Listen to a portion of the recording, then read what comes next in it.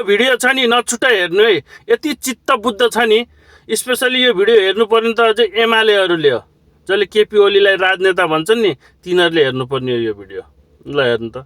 के जेन्जी विद्रोहमा के भएको छ? दिल्लीमा सम्झौता भएको छ? जेन्जी विद्रोहमा के भएको छ? कोही मान्छे भागेर दिल्लीमा शरण लिन गएको छ? जेन्जी विद्रोहमा के भएको छ? इन्डियाको कुनै चिनिएको नेता आएर यहाँ सार्वजनिक रूपमा भाषण गरेको छ?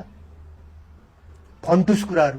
आफ्नो अपराध, आफ्नो कुकर्म, आफ्नो कुशासन, आफ्नो लुट तन्त्र हैन, आफ्नो अपराध र पापको दोष चाहिँ अन्त पन्छाएपछि जनताले पत्याउँछन् अनि हामी त ठिकै थियौं, हामीले त विदेशीले गरिदिएको भनेर चाहिँ एउटा भ्रम छडेर आफ्नो राजनीतिक अस्तित्वलाई जोगाउने प्रयत्न गर्नु बाहेक यो विदेशको भूमिका छ भन्ने न्यारेटिभमा कुनै सत्यता छैन। ल म चाहिँ दाबी नै गरेर भनिदिन्छु। प्रधानमन्त्रीले चाहिँ त्यहाँ जति बल प्रयोग भयो, सरकारले आदेशै दिएको थिएन गोली हान्नलाई र स्वचालित हतियारहरूको प्रयोग भएको छ, जुन हतियार प्रहरीसँग थिएन भनेर एउटा गम्भीर प्रश्न चिन्ह चाहिँ खडा गर्नु भएको छ। त्यो प्रश्न प्रहरीले हानेकै होइन।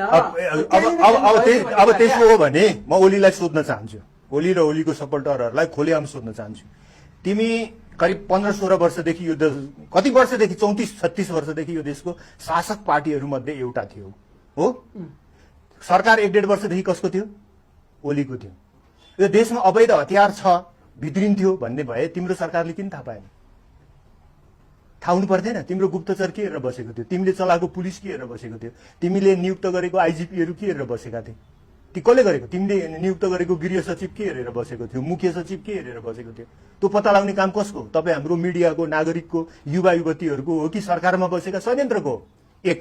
अर्को कुरा तपाईँको के भने अमेरिका भारत फलानाले षड्यन्त्र गर्यो भन्ने हो भने परराष्ट्र मन्त्रीको जिम्मा लिएर को बसेको थियो? राजदूतहरू कसका कार्यकर्ता थिए? दिल्लीमा अहिले पनि कसको मान्छे राजदूत छ? अमेरिकामा अहिले कसको मान्छे राजदूत छ? बेलायतमा अहिले कसले नियुक्त गरेको मान्छे राजदूत छ?